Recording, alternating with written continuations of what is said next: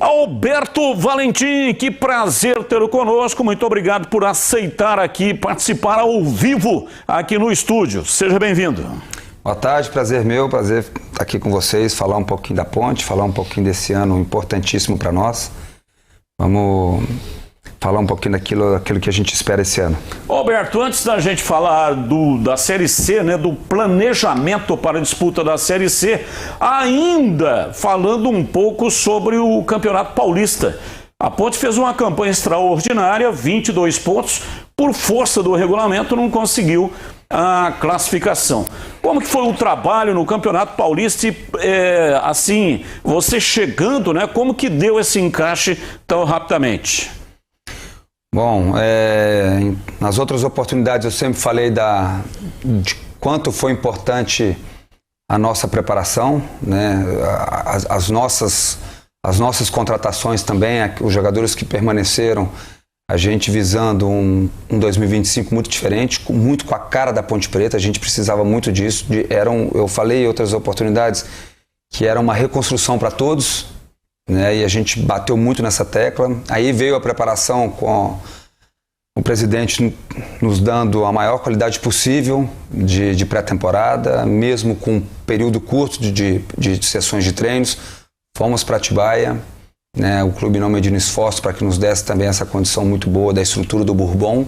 Depois fomos para Bragança, onde é o CT hoje feminino do Bragantino, que é as condições muito boas também. E ali nós aproveitamos ao máximo as nossas sessões de treinos, eu não me recordo agora, sinceramente, 24 ou 25 sessões. Eu falava para os jogadores, eu preciso sugar ao máximo vocês agora, porque depois a gente não vai ter tempo para treinar, nós não vamos ter semanas cheias. E foi desse jeito, os jogadores comprando a ideia, fizemos uma campanha, eu usei o termo fantástica, porque espetacular, na verdade, eu usei, porque foi muito boa mesmo, surpreendeu, né? Porque foi um ano muito difícil e muito negativo para a Ponte ano passado. Então eu sinceramente até hoje não consegui digerir muito o fato de nós termos batido alguns recordes, quebrado alguns tabus, feito 22 pontos, nós não termos classificados. Então, lógico que já virou a chave, mas fica aquele gosto amargo até hoje, porque nós merecíamos muito passar de fase. E ali depois a gente ia ver o que ia acontecer. Vamos lá, CH, a sua pergunta ao Alberto Valentim, que hoje participa aqui da entrevista do dia. Valentim, parabéns pela campanha no Paulista. E eu queria até que você comentasse, porque é uma coisa que eu não concordo no teu trabalho, numa escolha que você faz. Eu conheço muito o Barcelos e o Arthur.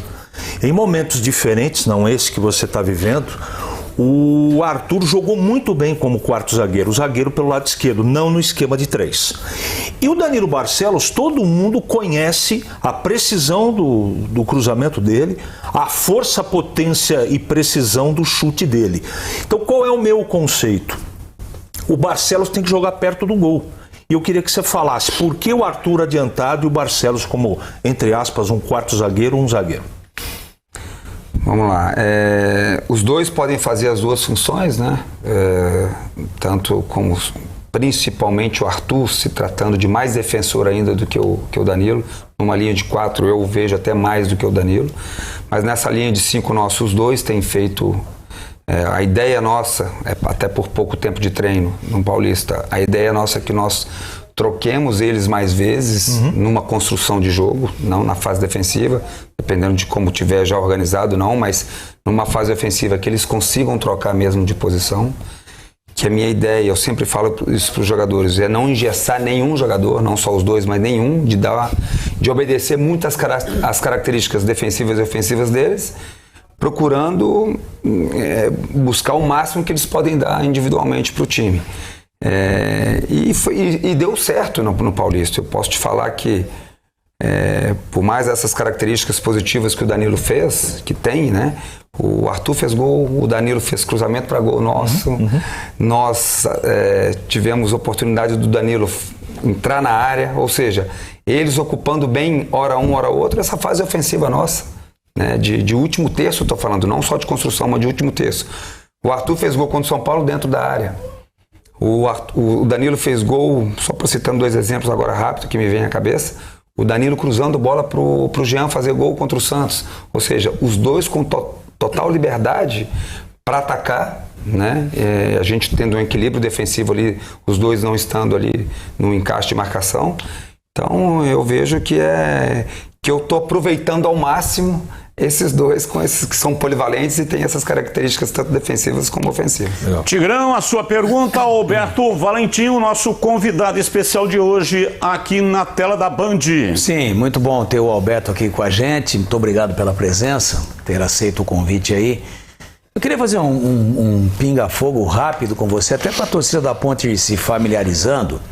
Até agora, confirmadas 4 contratações com relação ao elenco que terminou o Campeonato Paulista. Que você falasse, assim, bem sucintamente, para a gente poder explorar mais a sua presença aqui, de características deles. Começando pelo Gustavão, 25, como é que tá? E como é que ele joga? O Gustavo é um 9 de origem mesmo, não o vejo em uma outra função lá na frente, uma outra posição.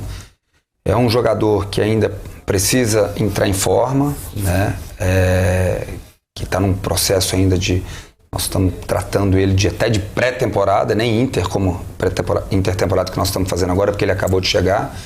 É um jogador de uma característica muito de 9 de origem, um jogador muito alto, muito forte, que vai nos dar esse lado tático diferente daquilo que a gente até tem jogado.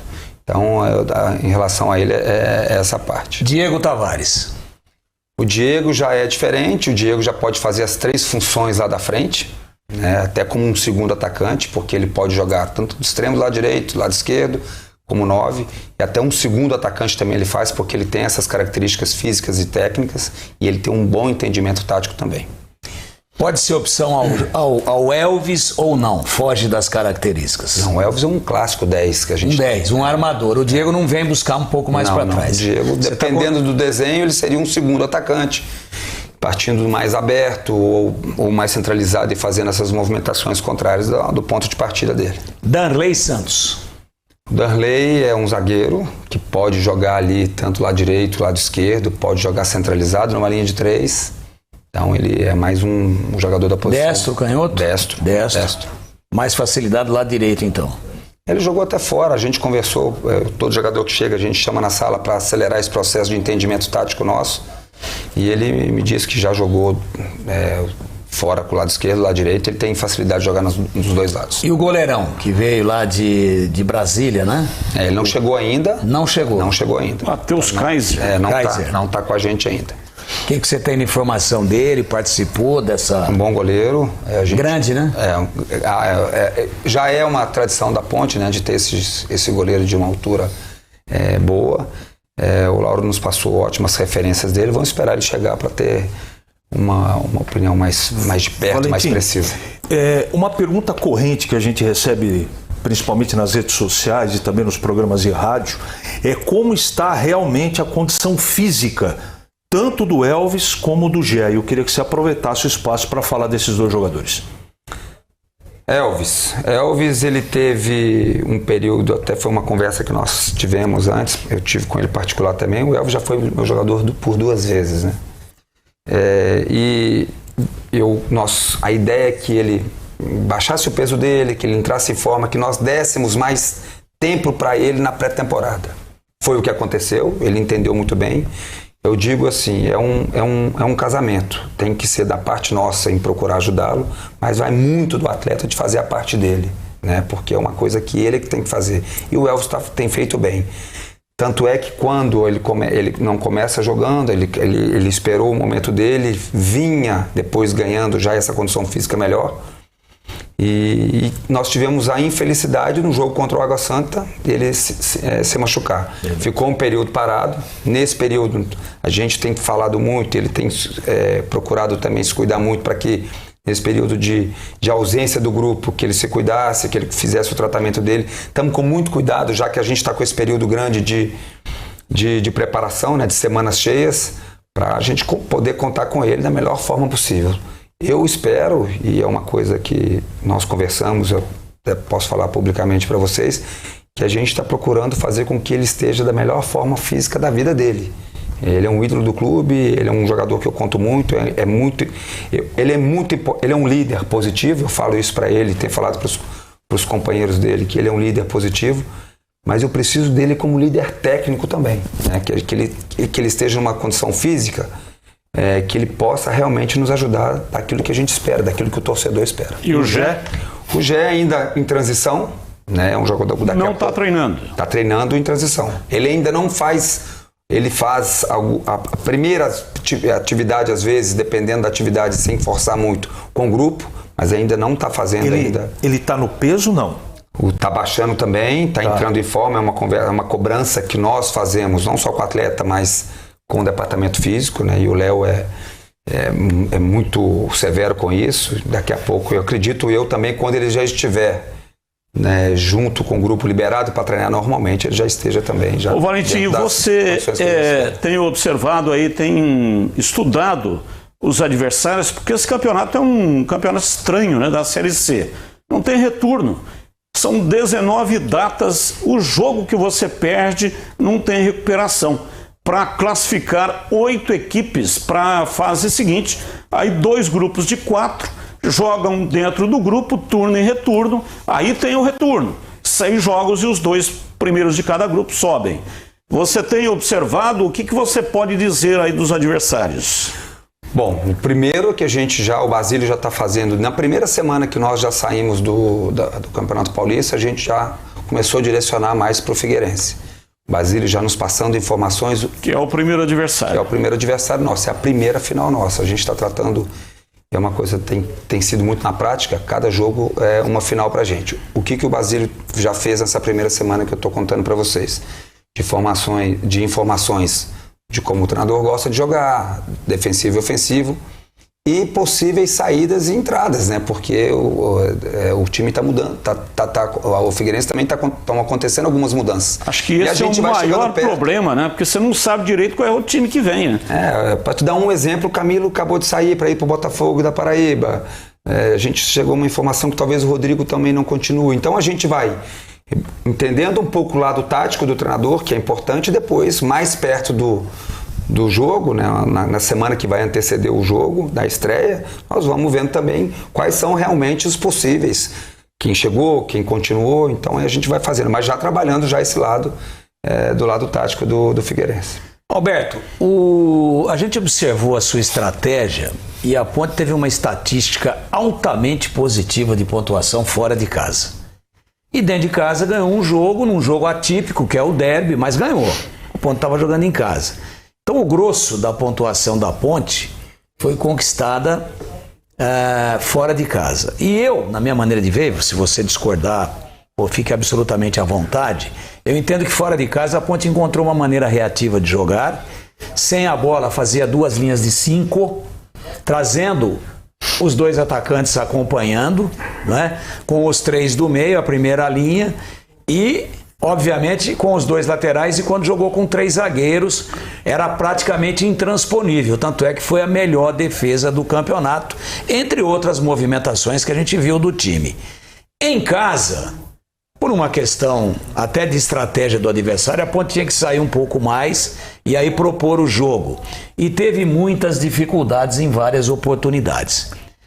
Pergunto para você, primeiro, com as contratações que chegaram, com os jogadores que já estavam aí, mas que você não pôde utilizar, como o Gé, importantíssimo, e o Elvis, você acredita que a Ponte vai ter menos dificuldade em casa e vai conseguir propor esse jogo de uma maneira um pouco mais agressiva e conseguir equilibrar essa questão da eficiência de pontuação dentro e fora de casa? Como é que você vê o que aconteceu no Paulista, projetando o que vai acontecer na Série C? Vamos lá, vamos por partes. Vocês vão me lembrando aí a sequência dos jogos. Nós fizemos fora de casa o melhor visitante, um time muito positivo esse lado de visitante no Paulista. Primeiro jogo em casa contra o Santos, talvez tenha sido o melhor jogo nosso, e que nós não merecíamos o empate. Foi contra um time grande, contra um Santos que tinha feito já uma grande partida contra o Mirassol, se eu não me engano, na estreia. Pecado aquele jogo. Corinthians, foi um jogo atípico também, não só o derby, por quê? Pela chuva que deu, sim, quase cancelaram o jogo, o Corinthians demorou quase 20 minutos para entrar, porque eles não queriam nem que acontecesse o jogo. Acredito eu, que foi o jogo que nós não fomos bem, e eu me lembro muito bem, com um pouco de ansiedade, um pouco de pressa, pelo fato de nós termos tido naquele jogo contra a Portuguesa 2 jogadores a mais. Ali foi um jogo que nós não fomos bem ofensivamente. Eu até falei na época que a gente confundiu muito a dinâmica com a pressa e a gente não foi bem. Botafogo tomamos um gol com 1 minuto e meio de jogo, né? Ali a gente tentou ainda, foi um time agressivo, eu vou chegar lá depois, que foi um time agressivo, até criamos algumas chances, acabamos tomando o segundo e nós não vencemos. O que nós temos treinado e o que a gente tem pedido muito aos atletas, que nós sejamos muito... Não, você falou do Red Bull. Do Red Bull. Teve um 0x0 com o Bragantino também.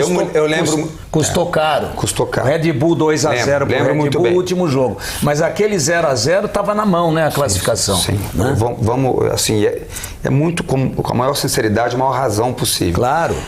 Um jogo onde bateu o recorde de calor, que foi uma coisa absurda, e foi um jogo muito lento, foi um jogo de pouca qualidade mesmo dos 2 times, a gente acabou empatando no 0x0, por isso que eu pedi para vocês me lembrando. Isso. O que é boa, você já falou. Você usou um termo agora que a gente tem falado desde a nossa retomada depois do início da intertemporada nossa, depois do Paulista, de sermos mais agressivos no lado ofensivo do time, de sermos um time que nós consigamos criar mais chances de gol ofensivas durante o campeonato da Série C. Agora, as dificuldades que nós vamos encontrar na Série vai ser muito grande, porque a Ponte é um time grande que está na Série C. A Ponte vai ser uma das referências na Série C. Nós vamos encontrar dificuldades aqui também.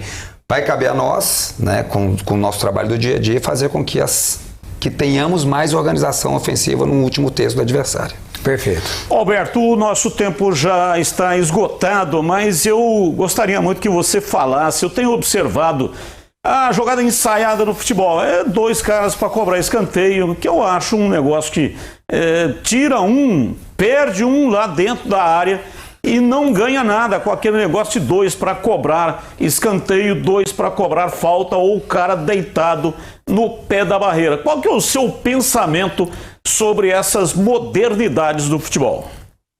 São alternativas para você confundir o adversário. Eu te falo, e tenho no meu trabalho alguns gols de jogadas ensaiadas com 2 até 3.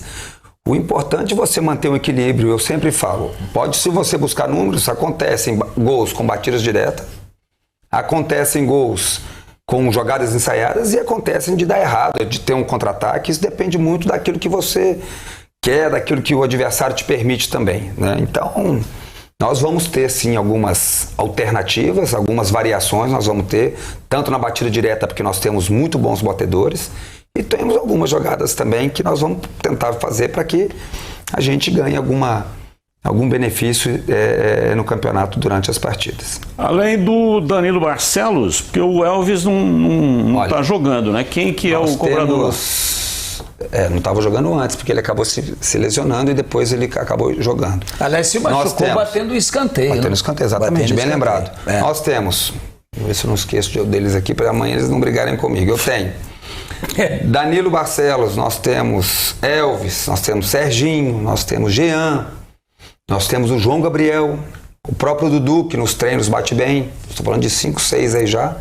Então, nós temos e outra coisa que nós fizemos pouco, é uma cobrança nossa já interna, que agora com a semana cheia nós temos que fazer, gols de bolas paradas também. Nós fizemos uma jogada ensaiada até, de uma falta lateral, que foi um pecado não ter entrado contra o Santos, mas nós vamos trabalhar bem isso aí para que seja um número positivo também para a gente no Brasileiro. Certa feita eu fiz uma estatística e cheguei à seguinte conclusão. 70% dos gols, em média, saem de bola parada, com 1 ou 2 toques.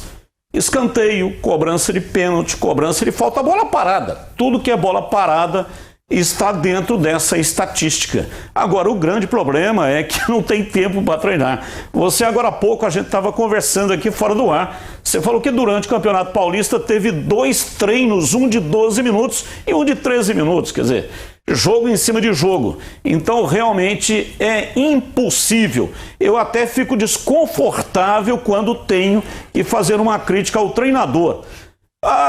Como você vai criticar o treinador sendo que ele não tem condição de treinar? É o jogo bruto. Tem que tomar decisões com a bola rolando. Alberto, muito obrigado pela sua presença, muito sucesso. Tomara que você volte aqui, né, mais vezes. Há uma dificuldade imensa da gente trazer aqui, mas é muito bom esse bate-papo. E tomara que você volte aqui com o acesso lá no final da Série C. Eu que agradeço, espero também, nós vamos fazer de tudo para trazer, para devolver esse primeiro lugar da Ponte para a Série B, mas que é o objetivo principal do ano. Eu que agradeço aqui minha presença aqui para falar um pouquinho do nosso trabalho. Muito obrigado, tá aí Alberto Valentim, técnico da Ponte Preta.